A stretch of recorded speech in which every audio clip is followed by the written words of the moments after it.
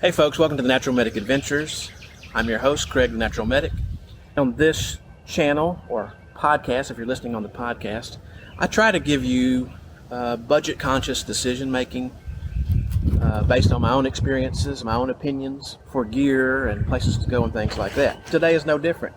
What we're going to talk about today is different stoves, or stove setups, for lack of a better term, that you can use for backpacking. You guys are going backpacking? Now, we're not going to hold these stoves necessarily just to backpacking, but that's going to be our primary focus.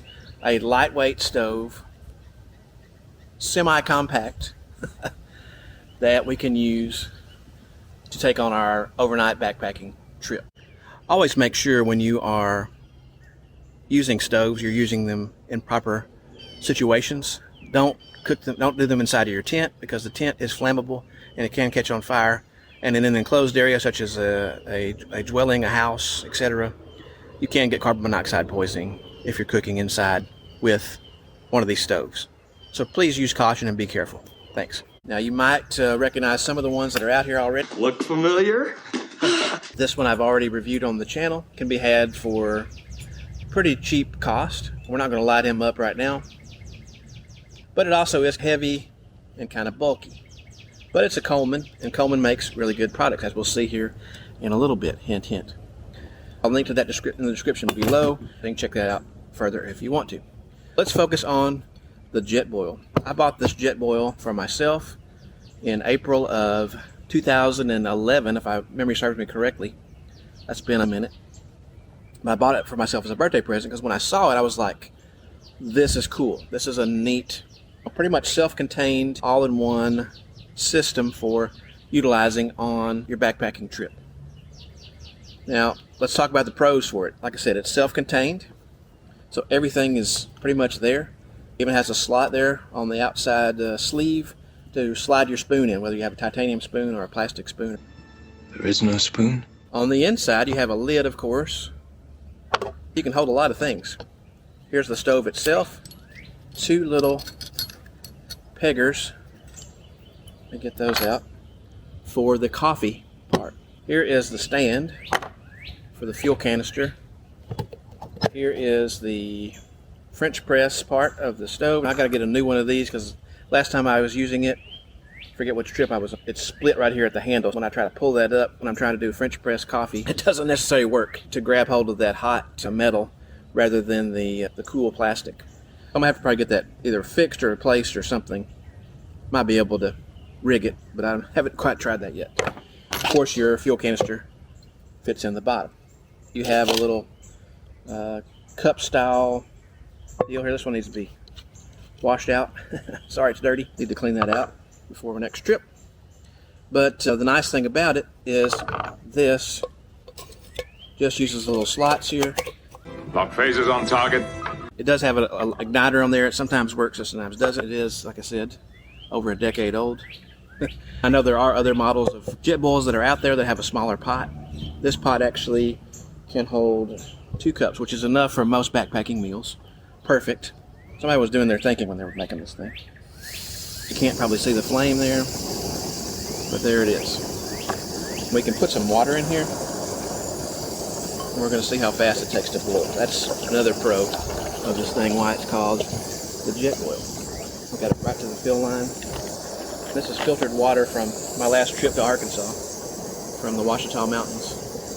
So it's good and fresh water. I'm going to take this off, but right now we don't need that. But this just goes on. It has little slots built into the heat shield. This conducts heat very well, which is why, in my opinion, it's probably one of the best all-in-one systems you can have out there.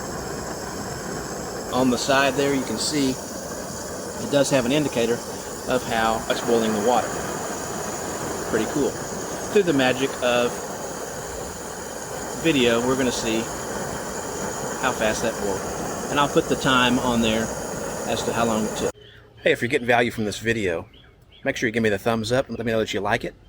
Feel free to leave a comment at any time about what stove you use, or a question for the community or myself. Be glad to see that down below. Thanks. Okay, and we're back. I'll go ahead and shut this thing off. We don't use any unnecessary fuel. But you can see here the window tells you when it's ready. And it didn't take very long. I didn't do the elapsed time, but in the editing process, I will throw it on the screen right there. Alright, so Jetboil boils water extremely fast. But is it only good just for boiling water? No, not really. It does have the sleeve on here. It is still going to be hot. But you have a little strap here, so you can take that off and you can pour it, wherever you need it. Into your food bag if you're going to cook separately from this. You can cook other things in this, but it's mostly designed for boiling water, which is not necessarily, I would say, a flaw, but it is something to keep in mind about it. You can put bigger pots on the top, as this fits right on here. This is still hot, so I'm not going to do that right now. You can put pots or skillets or whatever on top of the Jetboil and just use it like that. Okay, cons. So what about the cons of the Jetboil? The Jetboil is, no matter what configuration you get, whether you get the Flash, which is the old original style, or you get the new one, I think it's called the Stash. 5-letter words with all their different stove names. But the Flash is going to run you, as of when I'm recording this, about $100. $100! I think that's pretty much what it was. I want to say it was $99.95 when I bought it from REI back in 2011. That's something to think about as far as cost is concerned. Now, if you want ease of use and a bigger pot, you can get this Coleman Peak 1 here. And it works for bigger pots. It is a little heavier, weighs in at just under 7 ounces, but it does fold down pretty compact. It is pretty easy to use, and it's worth checking out. Check this out! My current configuration that I'm using is inside of this little dry bag, just a 5-liter dry bag. It doesn't take up the whole space here. You've probably seen this on other videos on the channel. Coleman Performance blended fuel here, which is a bigger canister obviously than this one. It's about twice the size. I have my trusty cup here from Sea to Summit. I was using one from Walmart, and it works. It's like $1.50 at Walmart. It's a silicone cup. It doesn't have the hard rim on top though, so it kind of got floppy. If I switch to this, it's a little bit more, but I think it's worth it because it just works better in my opinion. The other thing in here is my Stanley, not related to hockey, but Stanley the company. Okay, you've probably seen this one on another video. And if you haven't, I'll link in the description below, just as I will link the review of that particular stove. Inside of my Stanley cup, I have a different stove now, and a kitchen towel wrapped up. And here is a handy dandy thing I found. I think you can get it on Amazon. I'll link it in the description below if you're interested, to spice up those. Some of those meals that you get out there are not really the greatest in flavor. I have this from GSI. It's called the Spice Missile. So it's got 6 chambers in there that help you add some spice, to your life, or in this case, to your food. There goes my one chance to spice up my life. The stove that I'm going to bring out is the BRS 3000. A lot of people have talked about this stove.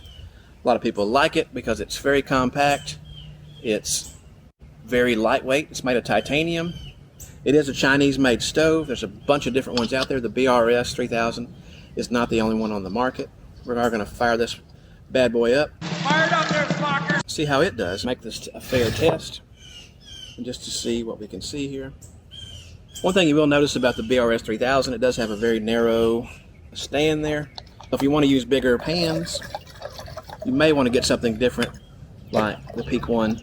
About the same amount of water in the other one. 16 ounces, 2 cups. So we're going to cover this bad boy up. You can use a regular Bic lighter, but I like this one with a little chimney because it helps me not singe the hair on my fingers or my hand. So you just crank it open. There you go. We're at about boiling here. Got to see steam coming out the top. There you go. Let's go ahead and shut this bad boy off. Okay, the BRS 3000. Great little stove. Very lightweight because it's made of titanium, weighs less than 2 ounces. It's like a quarter of the weight, maybe even less than that. Yeah, about a quarter of the weight of this one. What's the disadvantages of it? As I already said, it's not super wide. How wide? So if you want to use anything besides a small cup on it, or something maybe slightly a little bit bigger, it's going to be probably difficult to do that. I'm not going to say it's impossible. Read the pros first. What advantages does it have, though? Let's say over the Jetboil, for example, or over the Peak 1. One thing is it's cheap, it's lightweight, and it fits inside of this cup. One of the things to think about, though, it's not particularly fuel efficient because it takes longer, of course, to boil.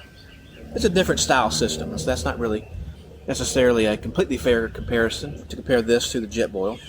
Not fair. It's not fair. It does take longer to boil because of the design of the stove itself. It doesn't regulate its use of fuel as much, so you're going to use probably more fuel with this, but it's lighter, it's smaller, more compact.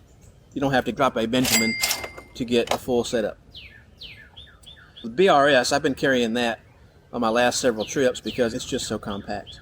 You don't have to use these big Coleman canisters, but it doesn't hurt. They are a little heavier and bulkier, but the advantage is they have more fuel. So I can carry more fuel, obviously in the bigger container, than I would right here. Talking about canister stoves, though, what are the shortcomings of canister stoves in general?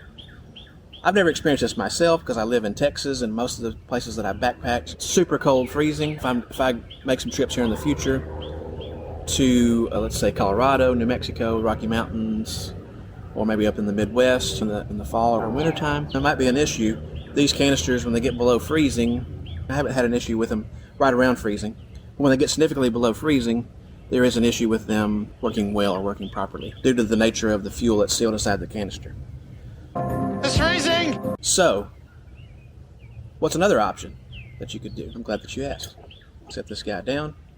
We'll bring a relic out from the past.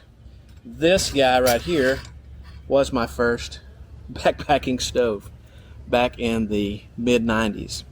Early 90s? Is that I actually bought this also from REI. I've been an REI member for a long time. I think they're a great company. I know some of their stuff is expensive, or is more expensive. I went on a backpacking trip with my college roommate. Went out to Pedernales Falls. I remember doing that with Richie. Hey Richie, if you're watching this, man, what's up, dude? Anyway, but this is a little bit different. I haven't been able to find this one on Amazon. It probably is not made in widespread abundance, put it that way, like it probably used to be. There were not canister stoves available, at least that I know of, like the Jetboil or the BRS 3000, etc., that screwed onto those little canisters in the 90s. Maybe they were, but I don't remember them, if they were.